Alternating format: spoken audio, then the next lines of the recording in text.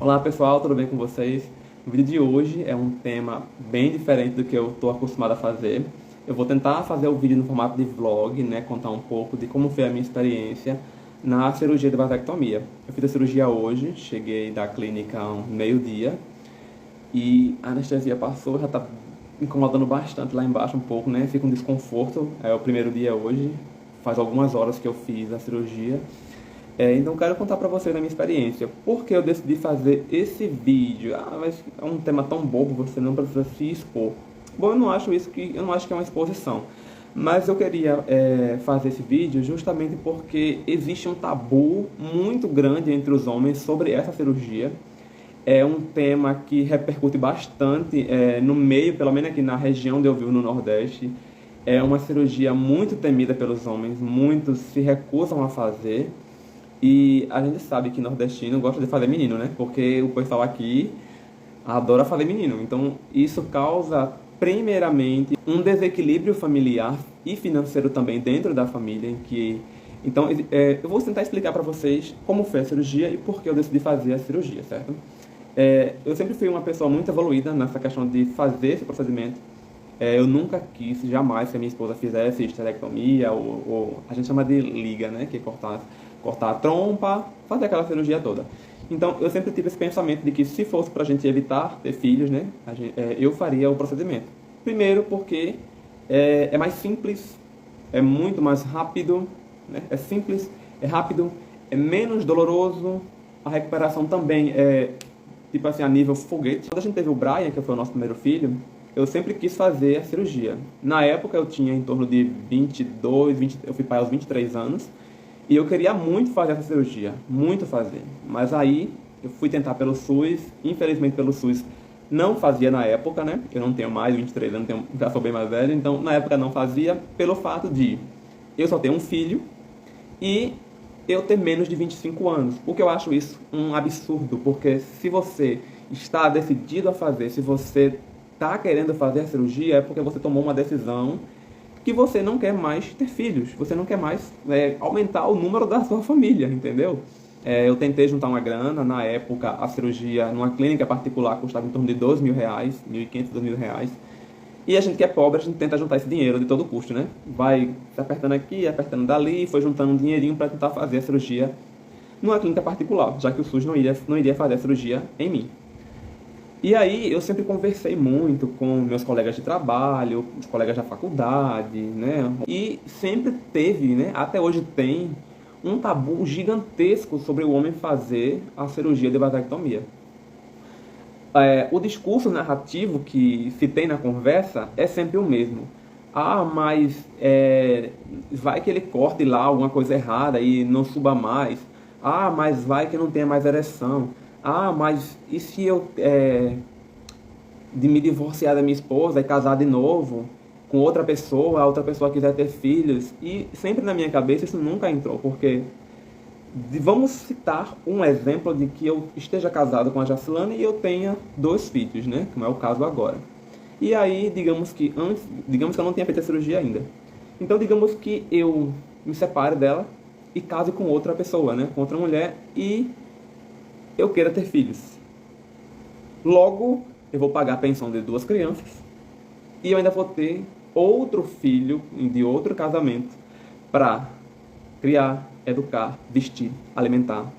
Então, criança, né, filhos de modo geral, é gasto. A gente sabe, digamos que seja investimento. É um consórcio que você fica pagando ali, ó, durante muito tempo. Então, isso cria um desarranjo na família muito grande. Se você tem condições, se você gosta realmente de sair parindo aí bastante aí fica a seu critério. O que eu estou tentando dizer para vocês, né? Espero que os comentários não sejam tão maldosos. O que eu estou tentando dizer é que uma pessoa que tem uma renda familiar muito curta, muito apertada, né?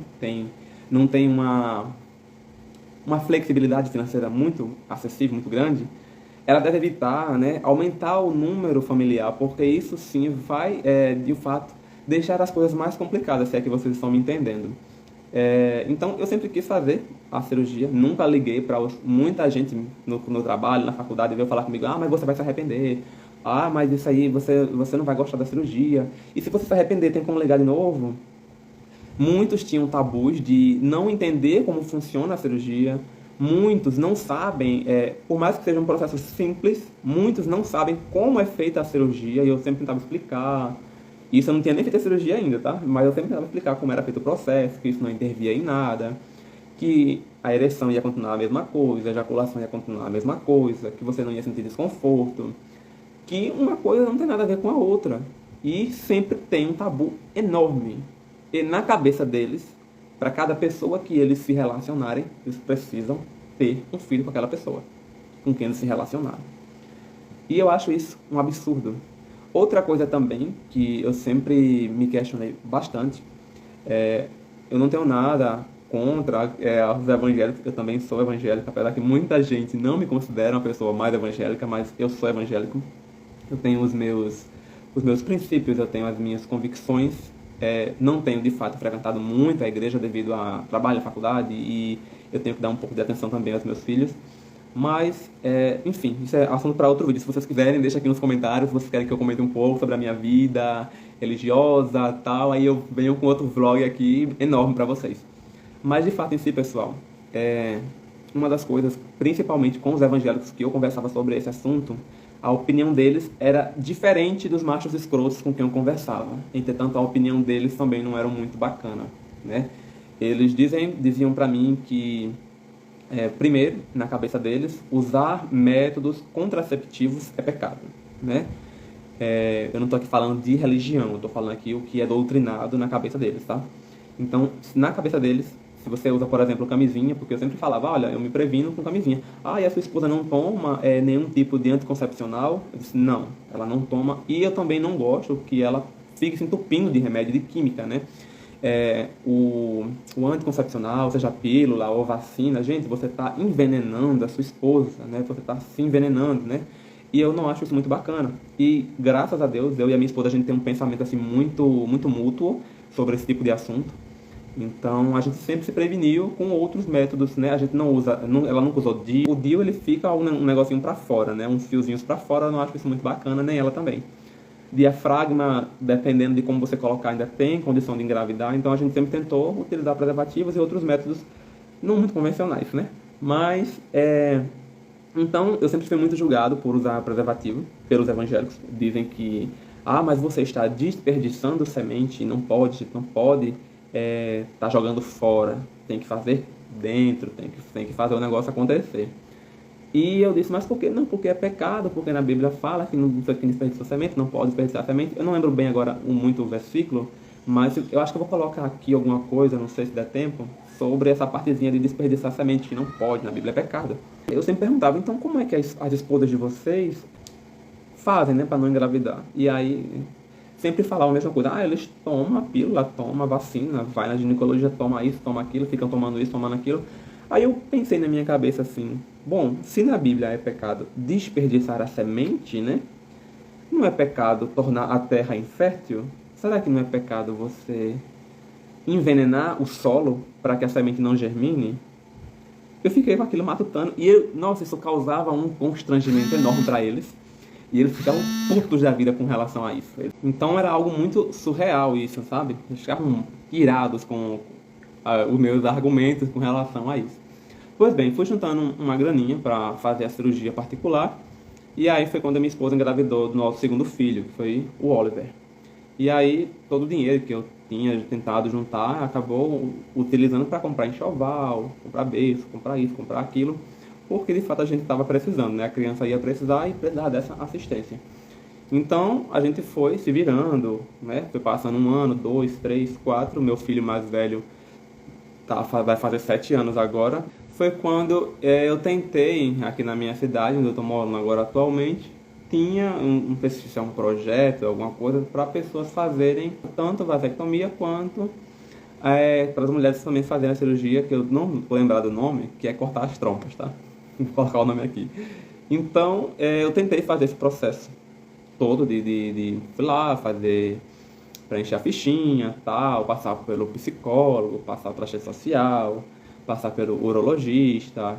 Então, eu iniciei o processo no ano passado, no mês de novembro. E aí foi se arrastando até que no mês de fevereiro, de fato, em si, eu consegui marcar uma consulta com ele, pra gente conversar, explicar os reais motivos pelo qual eu queria fazer a cirurgia. E aí foi quando eu expliquei, gente, que eu sempre achei o processo simples e o real motivo também é o planejamento familiar. Para quem me conhece, né, para quem realmente convive comigo aqui no meu dia a dia, a minha casa ela é financiada, né, eu moro aqui nessa casa, mas é financiada pelo Banco do Brasil, então boa parte da minha renda, do meu salário, vai para pagar a casa, então a minha renda já diminui bastante. Esse é um dos motivos pelo qual, infelizmente, ainda não tenho um veículo para poder andar com os meus filhos. Isso é algo que me preocupa bastante, que andar eu, a minha esposa e meus 2 filhos numa moto, para cima e para baixo, todos os dias, para poder ir trabalhar, estudar, para fazer tudo. Então isso é bem complicado.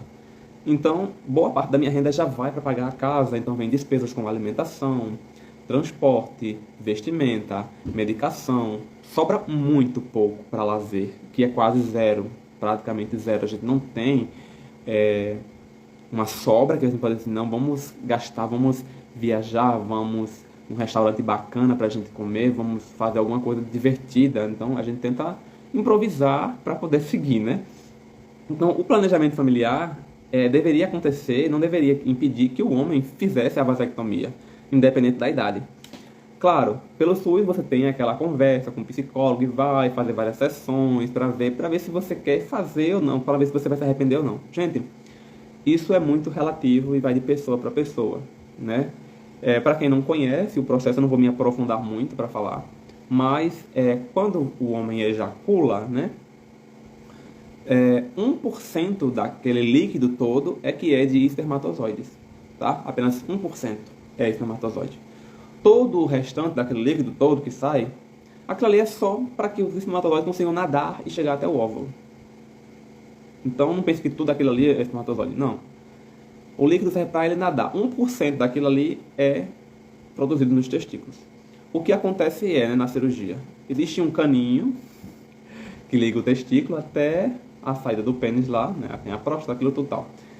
E os espermatozoides é produzido no testículo. Esse líquido é produzido na próstata.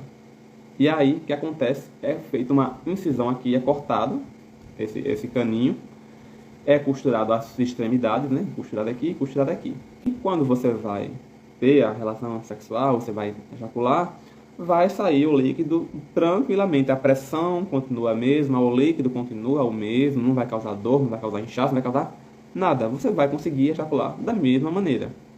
O que acontece é que todos os espermatozoides que são produzidos aqui, eles vão continuar aqui, né? O corpo ele absorve.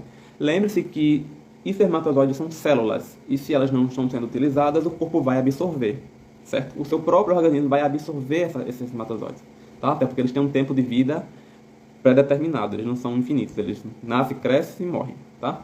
Já que o nosso corpo vai produzindo diariamente bastante. Nosso corpo produz espermatozoide todos os dias, certo? Então, o corpo vai absorver. Então, não tem para que ter esse medo, ter esse tabu gigante com relação a esse assunto. Eu quis falar aqui abertamente sobre esse assunto porque muitas foram as críticas que eu recebi, que eu falava nas conversas antes da cirurgia, né? Hoje é meu primeiro dia da cirurgia, não sei como é que vai ser daqui para frente. Se vocês quiserem, eu posso mandar aqui um vlog semanal ou sei lá, do tipo. Mas o que eu queria falar é que, gente, o motivo real desse vídeo é quebrar esse tabu, né, entre os homens de fazer a cirurgia. E você, mulher que está me assistindo, converse com seus parceiros, porque não se envenenem, não se entupam de medicamentos, de química, de vacinas. Gente, o que está acontecendo hoje são mulheres que ficam o tempo inteiro tomando anticoncepcional, o tempo todo. E quando ela decide ser mãe, o organismo dela está fraco. O organismo dela não está legal. Por quê? Porque ela simplesmente ficou se entupindo de química a vida toda. Eu tenho pessoas na minha família que... mulheres na minha família que, quando se casaram, ficou no anticoncepcional anos e anos. E quando elas pararam de tomar o anticoncepcional, porque queriam ser mães, nossa, a gravidez demorou anos para acontecer. Coisa de 2, 3, 4 anos para poder vir de fato, o organismo se autolimpar daquilo tudo. Isso fazendo tratamento, tá, gente? Fazendo tratamento para que o organismo ficasse fértil. Então, é mais um alerta que eu queria fazer para vocês e quebrar esse tabu gigante com relação a isso, tá? Não prejudica em Nada. É claro, muitos homens me perguntaram o seguinte: e se eu quiser religar esse caninho de novo, eu posso religar? Gente, tem a possibilidade de fazer esse religamento, porém é um pouco mais complicado e geralmente só numa clínica particular, porque o SUS não vai religar isso não, nem sonhe. Tem a possibilidade, se você quiser, né? Tem como religar de novo, tem sim, tem como religar. Mas acredita em mim, que quando a gente fala de planejamento familiar, isso é muito importante. É muito importante que a gente tenha condições financeiras de dar uma boa educação para os nossos filhos, dar uma boa alimentação para os nossos filhos, vesti-los adequadamente e, é claro, em si, você poder desfrutar, né, do seu salário, do seu lazer. Não adianta eu me entupir a minha casa de filho, ter aquela gritaria gigantesca que é criança, você sabe como é, né? Não adianta a minha casa estar cheia de filhos e eu estar passando fome, de eu não ter condição de dar uma roupa para o meu filho, de ele dizer: papai, eu quero comprar tal coisa, eu quero tal brinquedo, eu quero comer isso aqui, e eu não tenho condição de fazer. Por quê? Porque eu estou totalmente endividado com a quantidade de filhos que eu tenho, né? Quem tem condição, quem tem, né, isso aqui, fiquem à vontade, né? Sem falar que a gravidez, pelo amor de Deus, né, gente? Também vai da consciência da mulher. Não deixem que seus maridos se apossem do seu corpo e decidam isso por vocês, tá? Se você acha que você não está no momento de ser mãe, não ceda a pressões. Então, mas é isso, eu não vou me prolongar, porque o vídeo vai ficar gigantesco. Era isso que eu queria falar pra vocês. Espero que vocês tenham gostado. Se você gostou desse vídeo, não esquece de se inscrever no canal, compartilhar esse vídeo com seus colegas, amigos. Deixa like, por favor, que ajuda bastante aqui no canal. Gente, eu tenho gostado bastante do feedback de vocês. Então é isso, até o próximo vídeo. Tchau. Valeu!